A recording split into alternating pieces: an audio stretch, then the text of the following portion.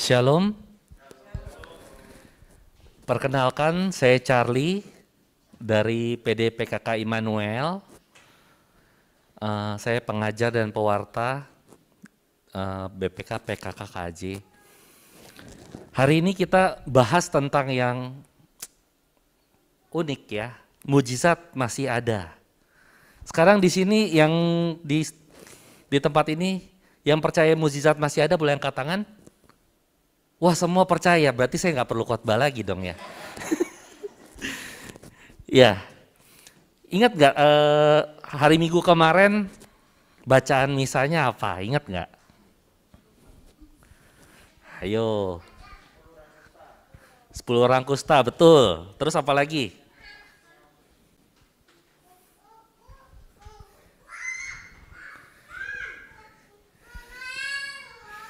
Sepuluh orang kusta ya, 10 orang kusta disembuhin Tuhan Yesus, lalu satu kembali dan memuliakan Allah, betul?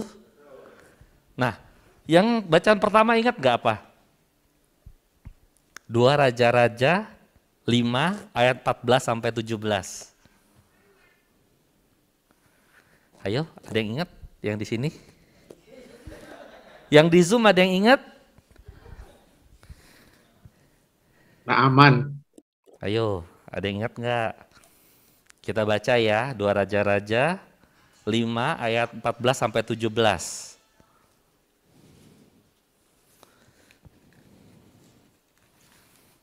Ada yang bisa membantu membacakan?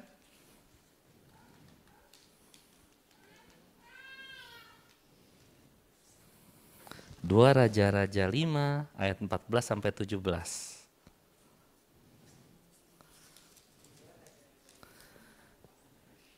Sampai 17.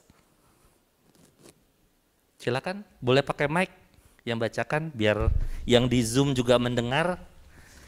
Oh ya.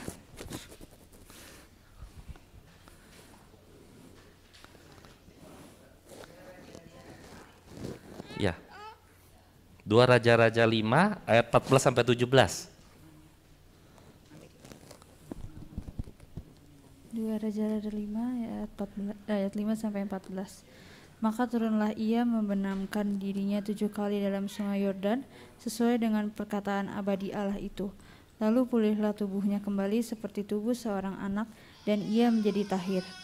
Kemudian kembalilah ia dengan seluruh pasukannya kepada abdi Allah itu. Setelah sampai, tampillah ia ke depan Elisa dan berkata, "Sekarang aku tahu bahwa di seluruh bumi tidak ada kecuali di Israel. Karena itu terimalah kiranya suatu pemberian dari hambamu ini."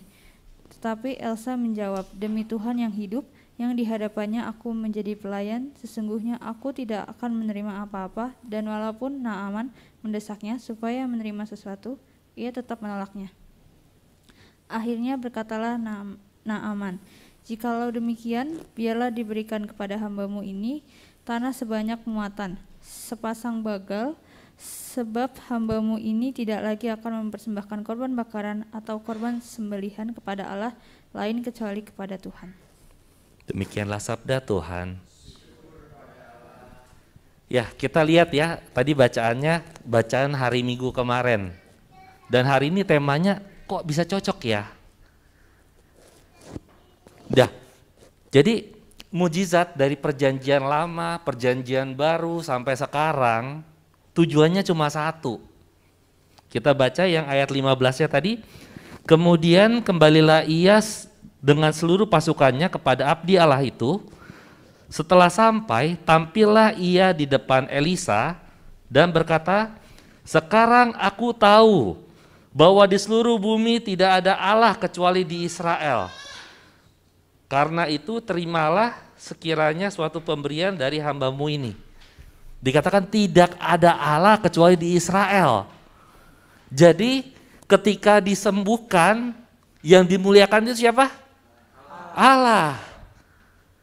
Ya, jadi tujuan mujizat itu bukannya untuk kemuliaan pembuat mujizat. Bukan untuk kemuliaan organisasi yang mengadakan kebunganan rohani ataupun apapun juga. Tapi kemuliaan Allah itu harus ditampilkan. Kita lihat Yesus selalu membuat mujizat, penyembuhan, pelepasan dari kuasa-kuasa kegelapan, itu kan Yesus selalu lakukan, benar? Tapi yang Yesus lakukan itu untuk apa gitu? Dalam Matius 12 ayat 28 dikatakan, kita baca ya. Ayatnya nggak banyak, saya ambil. Matius 12 ayat 28. Jadi bukan Charlie yang ngomong, tapi biarlah firman Tuhan sendiri yang berbicara.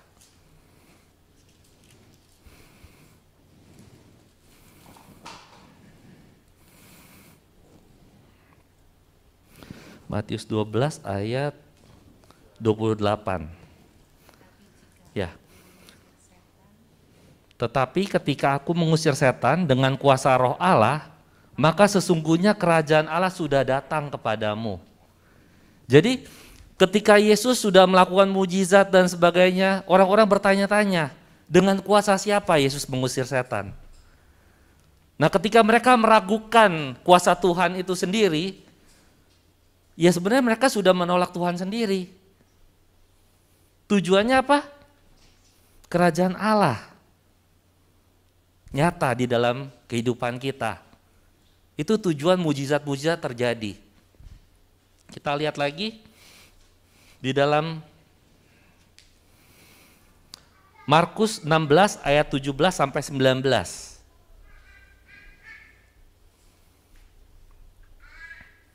Markus ayatnya yang belakangan ya. Tanda-tanda ini akan menyertai orang-orang yang percaya. Mereka akan mengusir setan-setan demi namaku. Mereka akan berbicara dengan bahasa-bahasa yang baru bagi mereka. Mereka akan memegang ular dan sekalipun mereka minum racun maut, mereka tidak akan mendapat celaka. Mereka akan meletakkan tangannya di atas orang sakit dan orang itu akan sembuh. Sesudah Tuhan Yesus berbicara demikian pada mereka, terangkatlah ia ke surga, lalu duduk di sebelah kanan Allah. Jadi ketika Yesus, sebelum Yesus terangkat ke surga, dia beri kuasa kepada para muridnya. Dikatakan, ketika kamu menumpangkan tangan di atas orang sakit, maka orang itu akan sembuh. Ketika orang kerasukan setan, dia akan diusir setannya. Mujizat itu nyata. Dan tujuannya apa? Tujuannya kemuliaan Allah, bukan yang lain. Cuma kemuliaan Allah. Orang bisa bilang, oh itu kan dulu perjanjian lama, perjanjian baru, bagaimana masa sekarang? Masa sekarang seperti apa mujizat-mujizat itu? Banyak orang yang bilang, nggak perlulah mujizat, yang penting beriman aja. Pernah dengar kayak gitu? Pernah dengar seperti itu? Justru ketika mujizat-mujizat itu terjadi, selalu berserta dengan pewartaan firman. Pewartaan firman Allah. Mewartakan bahwa Allah sungguh mengasihi, Allah sungguh mencintai. Maka mujizat-mujizat itu terjadi untuk menunjukkan bahwa Allah itu sungguh mengasihi. Saya pribadi juga mengalami banyak mujizat yang Tuhan berikan. Contohnya yang paling saya ingat sekali adalah belakangan ketika saya dulu mau masuk Katolik, itu ditentang. Ketika saya mau dibaptis, nggak ada yang datang. Ketika saya krisma, juga nggak ada yang datang. Ditentang habis-habisan. Karena saya ditentang, saat itu saya masih di bawah umur, saya belum boleh dibaptis. Hasilnya saya katekumen 4 tahun, nggak lulus-lulus. Nggak lulus-lulus, bener nggak lulus-lulus, tapi karena Tuhan yang memanggil, ya saya mau belajar, walaupun harus 4 tahun belajar. Dan kenapa saya katakan mujizat? Kenapa saya katakan mujizat? Karena sebenarnya sebelum saya dibaptis itu, saya sempat nggak mau ke gereja lagi. Saya nggak mau ke gereja lagi, kenapa? Karena ayat yang tadi saya bacakan, yang saya bacakan. Mereka akan mengusir setan-setan demi namaku. Saya lihat setan, saya usir nggak pergi. Serius, saya lihat setan, saya usir nggak pergi saat itu. Terus meletakkan tangan di atas orang sakit dan orang itu akan sembuh. Saya tumpang tangan ke orang sakit, orangnya mati. Serius. Akhirnya saya bilang apa? Ah, ini mah cuma zaman dulu, ini mah cuma cerita doang. Nggak nyata. Serius. Sampai satu hari memang saya mengalami di mana Tuhan panggil saya. Tuhan panggil di satu malam jam 3 pagi, saya dipanggil. Suaranya kencang sekali, dibilang, Charlie, Charlie, Charlie, 3 kali. Saya bilang, siapa itu teriak-teriak malam-malam gitu. Dan akhirnya saya terbangun, tapi cuma roh doang yang keluar. Tubuhnya masih tiduran gitu. Keluar rumah, dan ada satu cahaya yang terang sekali. Cahaya yang terang sekali, dikatakan gini, bertobatlah karena ada satu hal yang harus kamu lakukan. Akhirnya setelah itu saya balik lagi kamar, baringan lagi. Dan itu terjadi selama seminggu. 7 hari saya ngalamin itu, setiap jam 3 pagi. Selalu jam 3 pagi, suruh bertobatlah karena ada satu hal yang harus kamu lakukan. Itu diulang-ulang terus. Dan akhirnya saya ke gereja hari itu. Ke gereja pas lagi ada kebangunan rohani. Dikatakan, siapa yang mau menerima Tuhan Yesus sebagai juru selamat, maju ke depan, dia bilang. Saya bilang, saya udah pernah terima, ngapain maju lagi gitu. Saya bilang gitu kan. Terus akhirnya saya maju. Maju karena apa? Bukan karena saya mau maju saat itu, tapi ada satu tangan yang saya lihat, dia megang tangan saya dituntun maju. Ya saya maju, saya didoakan, habis itu udah balik ke bangku lagi, biasa aja. Pas sampai bangku, saya gemeteran. Saya gemeteran terus gubrak gitu kan ke belakang. Nah itu yang terjadi. Dan itulah yang namanya mujizat. Kenapa dibilang mujizat? Dari orang yang gak mau kenal Tuhan, gak mau ikut Tuhan, udah menolak Tuhan saat itu, menganggap bahwa Alkitab ini cuma cerita doang. Akhirnya ternyata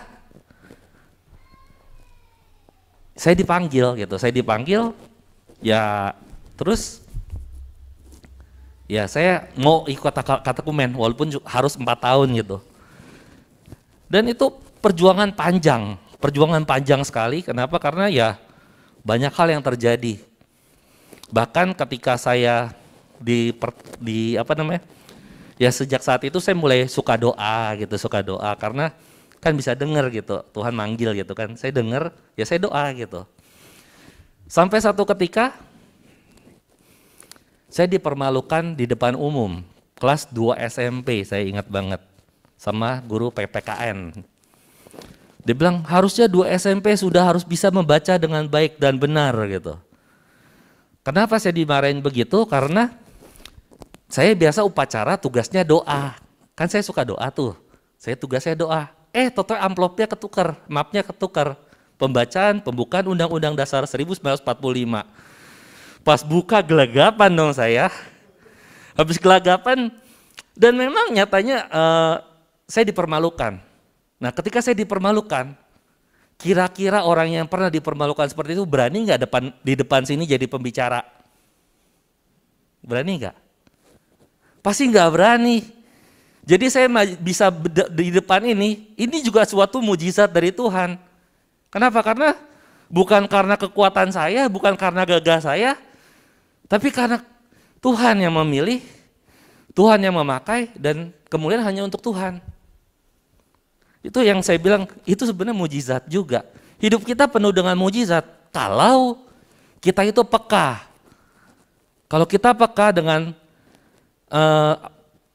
penyelenggaraan ilahi, penyelenggaraan Tuhan, kita tahu, wah saat ini Tuhan bekerja.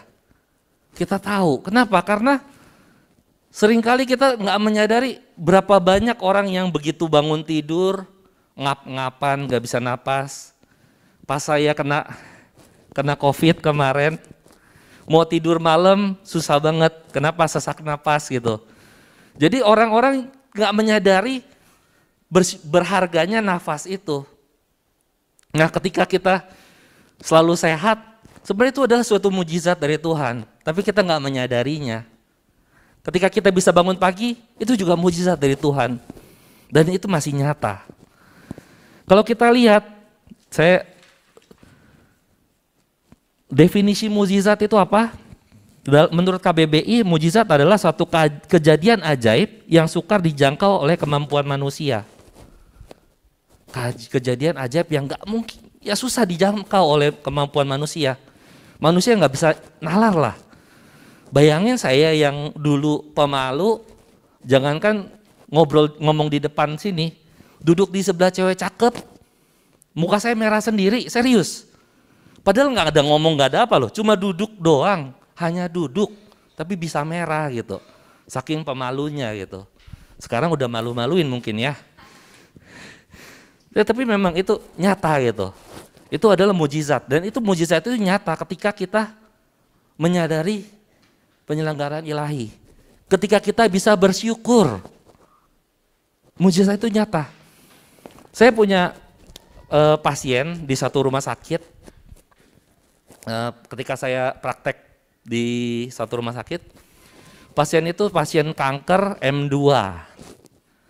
Dan itu berarti kankernya sudah matang. Yang saya baca ya, saya baca karena saya kerja di situ ya saya harus membaca. Dan menurut dokter yang memeriksa dia, yang memegang dia bilang, ini kalau dirawat paling seminggu, kalau nggak dirawat paling seminggu, kalau dirawat paling sebulan katanya. Saya dari hati saya bilang apa? Aduh, saya harus menyemangati orang yang kondisinya seperti ini gitu. Tapi saya ingat, dikatakan dalam firman Tuhan apa? Hati yang gembira adalah obat, tapi semangat yang patah mengeringkan tulang. Ingat nggak di mana itu? Ya kan? Jadi memang saya teringat ayat itu dan saya bilang sama orang yang pasien saya itu, saya bilang, coba berpikir yang indah-indah, yang kudus, yang berkenan. Pikirkan itu semua. Saya bilang gitu sama pasien itu. Dan tahu apa yang terjadi? Pasien itu kalau menurut buku yang saya baca, yang bertahan 5 tahun itu cuma 5%. Dan pasien itu bisa bertahan. Lebih dari itu. Itu satu mujizat. Mujizat karena apa? Karena melakukan firman Tuhan. Walaupun pasien itu bukan pengikut Kristus, tapi dia melakukan apa yang diajarkan. Pikirkan yang indah-indah, yang kudus, yang berkenan. Saya ajarkan seperti itu dan benar itu terjadi dan dia bisa belajar bersyukur dan terjadi mujizat, dia bisa mengalami pemulihan. Nah, memang mujizat itu banyak. Tadi kan lagunya apa? Ada mujizat dalam bersyukur. Ya memang itu nyata. Kalau kita bersyukur, mujizat itu nyata. Kalau kita nggak bersyukur, kita nggak akan bisa melihat mujizat. Bahkan mujizat di tangan aja nggak bisa menyadarinya. Contohnya, 10 orang kusta yang kemarin kita baca, yang Tuhan sembuhkan, yang satu balik pada Yesus dan bersyukur.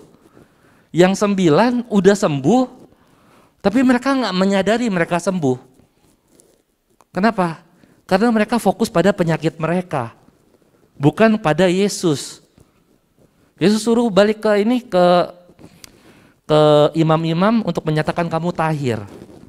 Nah, ketika dikatakan untuk balik ke imam-imam untuk dinyatakan tahir, itu sebenarnya menurut mereka itu jalan buntu. Kenapa? Karena orang kusta itu nggak boleh ketemu orang-orang, nggak boleh masuk bait Allah. Sedangkan imam-imam itu hanya ada di dalam bait Allah. Gimana mereka mau melapor kepada imam untuk dinyatakan tahir? Nggak bisa. Makanya buat mereka itu sebenarnya jalan buntu. bagaimana ini? Ini benar-benar jalan buntu. Kami nggak bisa pada imam, kami juga nggak bisa dinyatakan tahir, nggak bisa masuk ke dalam bait suci. Makanya mereka karena fokus pada masalah mereka, mereka nggak bisa bersyukur dan mereka nggak bisa menyadari bahwa mujizat itu sudah nyata di dalam diri mereka. Padahal dikatakan, tertulis bahwa mereka sudah sembuh, tapi mereka nggak bisa bersyukur. Cuma satu yang bisa bersyukur. Itulah mujizat bisa terjadi kalau kita bersyukur. Nah, kita akan baca dari 1 Raja-Raja 18 ayat 30 sampai 45.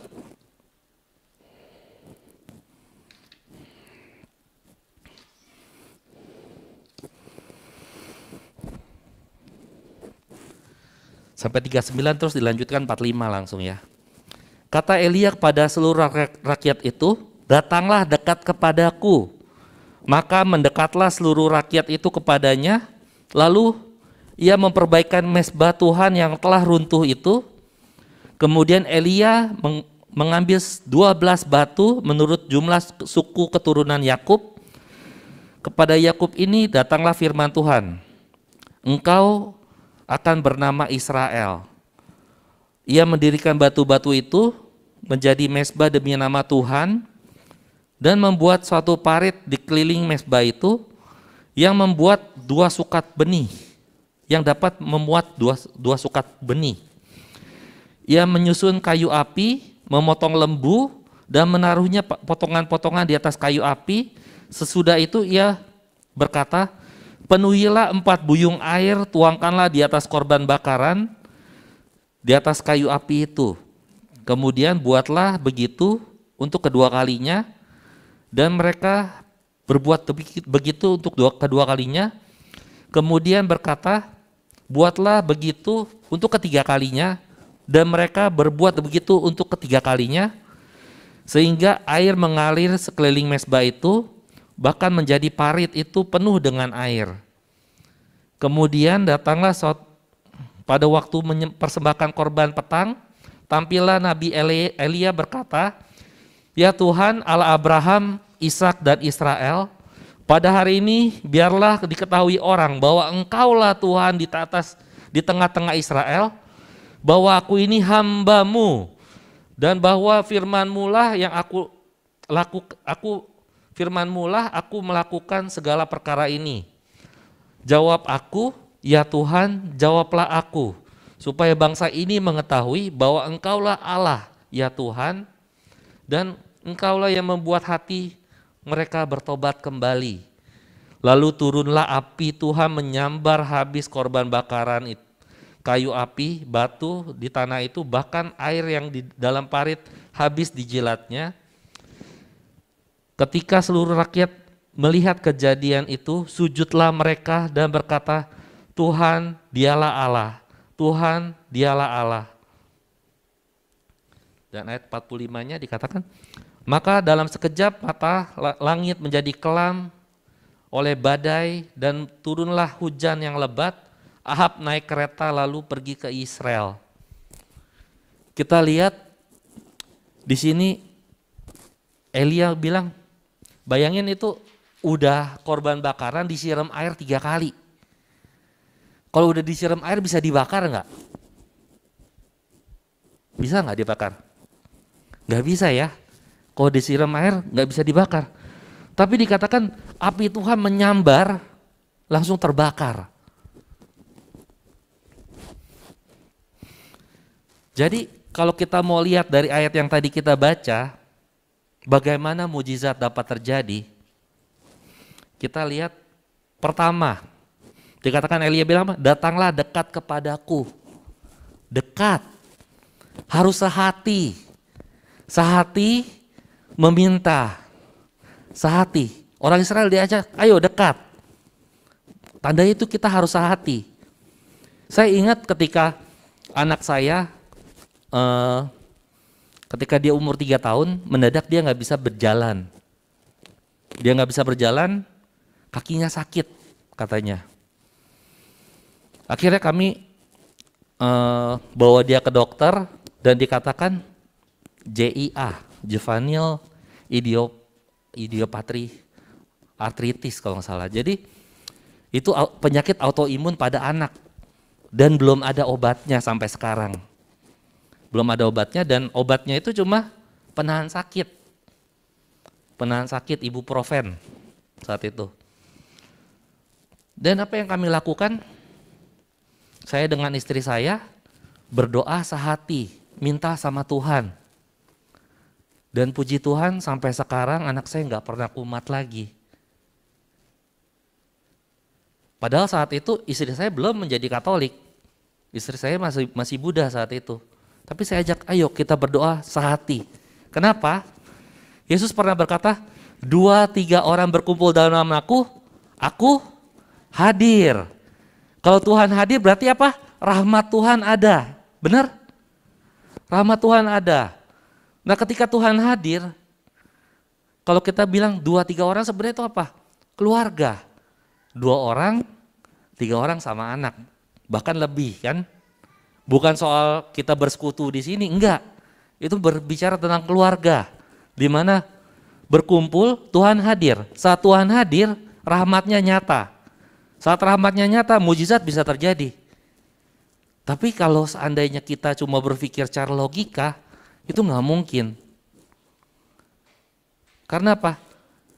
Mujizat bisa terjadi karena apa? Karena iman. Iman kita. Bahkan bukan cuma iman kita, tapi iman gereja. Ingat gak ketika kita bisa dikatakan apa? Jangan memperhitungkan dosa kami, tetapi perhatikanlah iman gerejamu. Jadi iman gereja itu sungguh luar biasa. Ya. Itu ketika ada kesehatan, mujizat bisa terjadi. Sama kayak yang Elia bilang, datanglah dekat padaku. Nah kedua apa? Yang dilakukan adalah perbaiki mezbah. Kita kalau bicara tentang mezbah apa sih? Mezbah itu adalah kita berdoa, bersyukur, berkurban di atas mezbah, benar? Sekarang Bapak Ibu yang terkasih dalam Yesus, sudahkah kita berdoa setiap hari? Sudahkah kita bersyukur setiap hari? Sudahkah kita benar-benar menyembah Tuhan setiap hari? Gak cuma hari Minggu, setiap hari. Sudahkah? Kalau kita mau mujizat terjadi dalam hidup kita, perbaiki mezbah, perbaiki doa, doa pagi setiap hari. Subuh-subuh kita doa, dan itu memperbaiki relasi kita dengan Tuhan. Saat relasi kita dengan Tuhan diperbaiki, mujizat bisa terjadi enggak? Pasti bisa terjadi. Yang ketiga apa? Berkorban. Berkorban itu seperti apa? Kita harus mengorbankan sesuatu dalam hidup kita. Misalnya waktu kita. Mungkin teman-teman bilang, aduh ke PD jauh. Udah jauh, buang ongkos lagi. Terus lama lagi. Dikatakan seperti itu. Jadi kita nggak mau berkorban. Bagaimana? Mujizat bisa terjadi kalau kita ada pengorbanan. Saya ingat waktu pas beberapa tahun lalu saya kesini berbicara tentang persembahan. Nah ketika kita ngomong persembahan, ya kita harus memberikan yang terbaik. Yaitu apa yang sampai kita merasa ada sesuatu yang dikeluarkan dari kita. Nggak cuma sekedar memberi sekadarnya gitu. Jadi harus ada pengorbanan. Yang keempat adalah doa dan tindakan sesuai dengan firman Tuhan. Tadi kan Elia bilang, aku melakukan ini sesuai dengan apa yang kau perintahkan. Jadi ketika kita mau ada mujizat di dalam hidup kita yang nyata, kita harus bisa berdoa dan melakukan firman-Nya. Gak cuma sekedar doa, lalu dosa. Enggak. Tapi kita harus melakukan, habis doa, kita lakukan firman-Nya.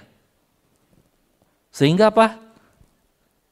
Dengan kita melakukan itu, mujizat bisa terjadi. Sekarang penghalang mujizat itu apa sih? Menurut teman-teman di sini, Bapak Ibu, penghalang mujizat apa? Yang pertama kalau menurut yang saya pelajari ya, yang pertama penghalang mujizat adalah alergi terhadap mujizat. Ada loh orang-orang alergi sama mujizat, pernah dengar nggak? Gereja ini, PD ini, lakuin mujizat melulu gitu. Yang disebarkan mujizat bukannya firman Tuhan katanya.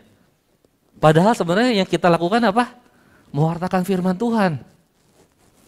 Ya, banyak orang yang alergi sama tukang mujizat, tukang penyembuh, alergi. Kenapa? Karena banyak orang-orang di sana, dukun-dukun, ahli jampi-jampi, bisa melakukan mujizat penyembuhan menurut orang-orang. Padahal sebenarnya itu bukan mujizat. Itu adalah kuasa kegelapan. Dan itu membuat orang jadi anti sama mujizat yang benar. Anti sama orang-orang yang punya karunia penyembuhan. Dikit-dikit yang diutamakan penyembuhan mulu. Ada yang ngomong kayak gitu, serius. Banyak, nggak cuma satu, banyak. Alergi sama mujizat. Dan itu membuat gambaran Yesus sebagai penyembuh itu menjadi kabur. Padahal jelas Yesus menyembuhkan.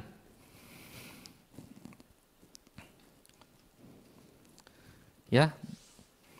Dalam Markus 3 ayat 10 dikatakan, sebab ia menyembuhkan banyak orang sehingga semua penderita penyakit berdesak-desakan kepadanya hendak menyentuhnya.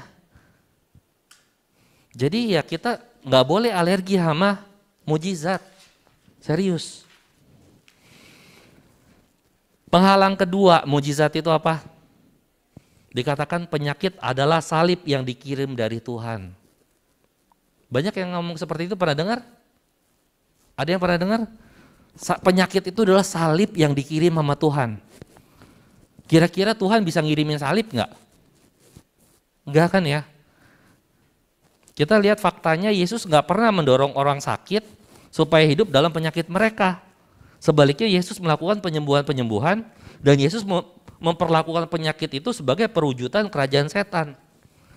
Yesus datang untuk memulihkan umatnya. Itu kenyataan, fakta.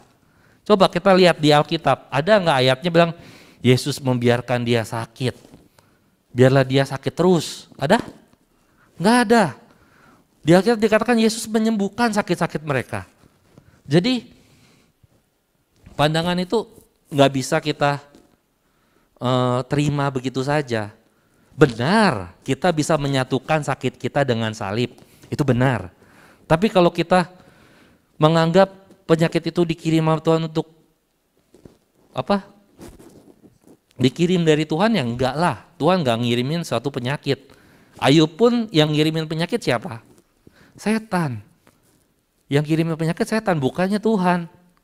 Tapi Tuhan turut bekerja dalam segala hal untuk mendatangkan kebaikan bagi orang yang mengasihi Dia. Pertanyaannya, kita mengasihi Tuhan enggak? Nah, kita refleksi ya. Pandangan yang ketiga yang menghalangi mujizat itu adalah untuk membuat mujizat diperlukan santo santa. Saya bukan orang kudus. Ada orang yang menganggap, yang bisa nyembuhin hanya orang santo santa, nggak bisa orang-orang biasa tuh nyembuhin, nggak bisa. Kayak Santa Clara itu kan bisa menyembuhkan ya. Sapu tangannya ditaruh aja langsung sembuh orangnya, Santa Clara. Nah itu. Jadi kalau kita menganggap seperti itu, sebenarnya itu adalah pandangan yang salah.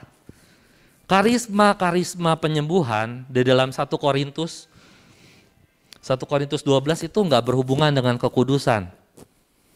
Jadi karisma penyembuhan itu berhubungan dengan apa? Pewartaan firman. Jadi ketika kita mewartakan firman, disertai tanda-tanda yang tadi kita baca di Markus. Ia akan menumpangkan tangan di atas orang sakit, orang itu akan sembuh. Jadi jangan kita ujuk-ujuk datang ke orang, doain dia demi kemuliaan kita sendiri, nggak bisa. Ketika kita mewartakan firman, kita tumpangin tangan, terjadi penyembuhan. Saya jadi ingat ketika Suatu ketika saya ke RSPAD, jadi ada teman saya punya ayah, stroke. Sudah dioperasi, tapi masih belum bisa bergerak. Dan kakinya tuh kaku kayak kayu saat itu. Ya saya datang karena dia bilang ya papanya sakit gitu. Ya udah saya datang. Nah ketika saya datang, ngobrol-ngobrol, setelah itu saya pas mau pulang saya tergerak untuk ngajak berdoa. Bapak itu, saya bilang, Bapak Katolik? Iya saya Katolik. Yuk kita doa bareng gitu. Oh boleh gitu kan. Ya udah doa bareng, saat doa bareng tumpangin tangan, yang terjadi apa? Langsung bisa gerak. Yang tadinya kaku kayak kayu jadi lembut. Apakah itu untuk kemuliaan saya? Enggak, itu kemuliaan Tuhan. Kenapa? Mama saya sendiri stroke 8 tahun, 9 tahun. Didoain gak sembuh-sembuh. Cuma saya bersyukur, kenapa? Seandainya mama saya sembuh saat itu, saya doain sembuh, orang lain saya doain sembuh, saya bisa bilang, wih saya punya karunia. Padahal karunia itu bukan punya kita, karunia itu punya Roh Kudus. Jadi saat seketika itu Roh Kudus mau melakukan, karunia itu kan muncul dengan sendirinya. Jadi bukan untuk kemuliaan kita, pendoa. Nah, tapi tadi kan saya bilang, Roma 8 ayat 28 dikatakan apa? Allah turut bekerja dalam segala hal untuk mendatangkan kebaikan bagi orang yang mengasihi Dia. Tadi saya ceritakan, papa saya nentang saya untuk dibaptis. Tapi ketika mama saya sakit, ada prodiakon kirimin komuni ke mama saya. Rajin kirim komuni. Gak dikasih persembahan kasih itu prodiakon. Tapi dikirimin komuni terus. Papa saya bilang, wah luar biasa ya gereja Katolik, gak mata duitan katanya. Akhirnya apa? Dia bilang dia mau dibaptis jadi Katolik. Nah, dikatakan apa? Allah turut bekerja dalam segala hal untuk mendatangkan kebaikan bagi orang yang mengasihi Dia. Papa saya yang tadinya menolak untuk saya dibaptis, mau jadi Katolik. Mujizat bukan? Bapak Ibu yang terkasih dalam Yesus, di sini ada nggak yang mau orang-orang sekitarnya, orang-orang terdekatnya mengenal Tuhan, dekat sama Tuhan? Kalau mau, ayo kita lakukan yang tadi saya katakan. Kita harus berdoa, sehati, dan berkorban, dan melakukan firman Tuhan. Supaya apa? Mujizat itu bisa terjadi. Ya, jadi gak cuma santo-santa. Jadi karisma Roh Kudus dalam 1 Korintus 12 itu gak ada kaitan dengan kekudusan. Tapi kalau sabta karunia yang di dalam Yesaya itu berkaitan erat dengan kekudusan dan itu sangat penting buat hidup kita. Tanpa itu kita nggak akan bisa selamat, serius. Ingat nggak sabta karunia, Bapak Ibu? Ya, ntar dibaca lagi sabta karunia dalam Yesaya ya. Nah, yang keempat yang membuat mujizat tidak terjadi adalah ada orang yang berpikir kita tidak perlu lagi tanda-tanda ajaib, kita sudah punya iman. Pandangan ini mengatakan bahwa zaman sekarang nggak perlu mujizat, yang diperlukan adalah hanya iman, dan yang diperlukan hanya gereja mula-mula. Banyak orang yang berpandangan seperti itu. Sekarang nggak perlu lagi mujizat. Nah, ketika kita mengatakan kita tidak perlu mujizat, saat mujizat terjadi pun kita nggak akan menyadari itu mujizat. Kita akan bilang itu kebetulan. Padahal dalam Yesus tidak ada kebetulan. Semua adalah rencana Allah. Rencana Allah itu indah pada waktunya. Ada juga yang mengatakan mujizat itu terjadi karena ada satu cara primitif untuk mengekspresikan realitas. Ada pandangan yang sangat negatif tentang mujizat-mujizat ini. Menurut Louis Evelyn, seorang pengarang spiritual yang populer, saya baca ya ini karena kan pandangan dia. hanyalah mujizat hanyalah peninggalan suatu zaman di mana belum ada keterangan ilmiah, suatu anakronisme yang mengukuhi menara-menara gading yang sudah runtuh pada saat ini di dunia nyata. Jadi dikatakan mujizat itu cuma karena lu nggak bisa menjelaskan aja itu dikatakan mujizat, padahal enggak gitu. Mujizat itu di mana kita bersyukur pada Tuhan, mujizat itu nyata. Ya. Kira-kira ada yang mau bertanya? Ada yang mau bertanya di sini? Tentang mujizat? Bahkan ya kemarin baru beberapa hari yang lalu teman saya nelfon, dia punya autoimun, lupus, anaknya punya autoimun, dikatakan autisme. Awalnya dia pikir bahwa ya dia harus berdamai dengan lupusnya dia, sehingga dia mulai baik-baik saja gitu. Dan anaknya juga, dia pikir anaknya bagaimana berdamai dengan autismenya gitu. Tapi dia baca firman Tuhan dikatakan apa? Oleh bilur-bilurmu apa? Kamu sudah sembuh, dikatakan seperti itu. Akhirnya dia bilang, berarti Tuhan mau menyembuhkan, gak boleh berdamai dengan penyakit, dia bilang. Akhirnya dia doakan anaknya, dalam nama Yesus autisme diusir, autisme itu. Dan puji Tuhan yang terjadi apa? Guru anak itu pun bingung, ini anak kan autisme, kok mendadak jadi normal. Dan itu mujizat masih nyata. Kalau menurut kedokteran, menurut psikologi, autisme gak bisa disembuhkan. Benar? Tapi nyata, autisme itu bisa disembuhkan. Kenapa? Karena bersyukur, karena melakukan firman Tuhan. Ada yang seperti itu. Jadi mujizat itu masih nyata sampai saat ini. Gak cuma sekedar cerita di Alkitab doang. Saya pun saat dulu mendoakan orang sakit, saya belum mengerti banyak. Yang saya ngerti cuma apa? Numpangin inilah tanda-tanda yang percaya padaku, ia akan menumpangkan tangan di atas orang sakit, orang itu akan sembuh. Itu doang yang saya pegang. Dan dalam Yohanes 14 ayat 12 ya, kalau 12 ayat 14, tunggu bentar. Yohanes 12 ayat 14 kalau nggak salah. Sebentar ya. Ini pegangan saya. Boleh dibuka ayatnya?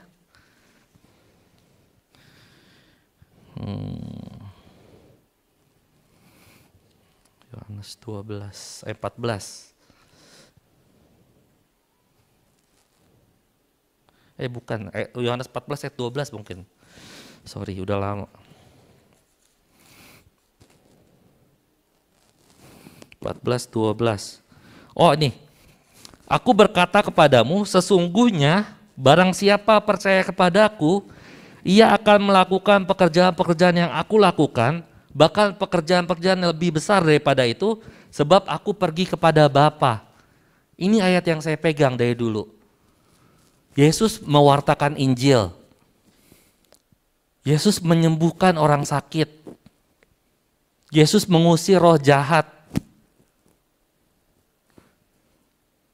Yesus bilang apa tadi? Barang siapa percaya padaku, ia akan melakukan pekerjaan-pekerjaan yang aku lakukan. Ayo Bapak Ibu yang terkasih dalam Yesus, kita percaya, kita imani bahwa yang ketika kita percaya pada Yesus, kita menyerahkan hidup kita pada Tuhan Yesus, mujizat-mujizat itu boleh nyata terjadi dalam hidup kita. Kenapa? Karena Yesus juga melakukan mujizat. Yesus menyembuhkan. Kita pegang ayat itu kuat-kuat. Tapi ingat, mujizat, penyembuhan, pengusiran setan, tujuannya cuma satu, demi kemuliaan Tuhan. Intinya itu. Jadi kalau kita, orang akhirnya suka ada orang nanya, terus gimana bedain ini penyembuhan dari Tuhan atau dari hantu? Kan orang suka nanya, gimana cara bedainnya?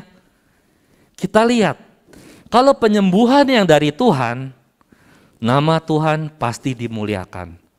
Kalau penyembuhan yang bukan dari Tuhan, Nama penyembuhnya yang dimuliakan. Akhirnya apa? Mencuri kemuliaan Tuhan. Setelah mencuri kemuliaan Tuhan, apa yang terjadi? Pada ini pegawainya Naaman, setelah dia ngambil kemuliaan Tuhan, apa yang terjadi? Penyakit kustanya pindah ke dia. Jadi Bapak Ibu yang terkasih dalam Yesus, kita serahkan hidup kita pada Tuhan. Kita lihat bahwa Tuhan sungguh mengasihi kita. Tuhan mau pakai kita lebih lagi. Bayangkan di sini banyak orang Cikarang tinggal di sini. Berapa orang yang boleh datang ke sini?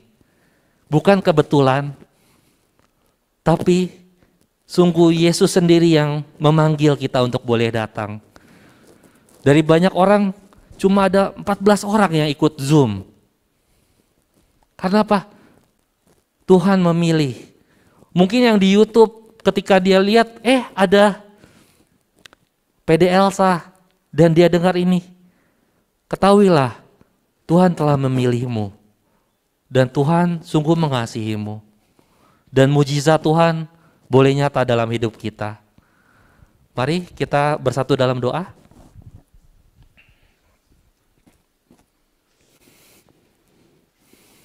Dalam nama Bapa dan Putra dan Roh Kudus, amin. Bapa yang baik, terima kasih karena Engkau sungguh baik. Kami tahu sekarang bahwa mujizat-Mu masih nyata, masih ada sampai sekarang. Dulu, sekarang, dan selama-lamanya Engkau tidak pernah berubah. Karena Engkau sungguh baik. Engkau telah memilih kami dari sekian banyak orang untuk boleh datang. Karena ada tertulis, bukan kamu yang memilih aku, tapi akulah yang memilih kamu. Dan aku telah menetapkan kamu supaya kamu berbuah dan buahmu nyata. Terima kasih ya Bapa. Biar segala kemuliaan hanya pada Bapa dan Putra dan Roh Kudus, seperti pada permulaan, sekarang, selalu, dan sepanjang segala abad. Amin. Dalam nama Bapa dan Putra dan Roh Kudus. Amin.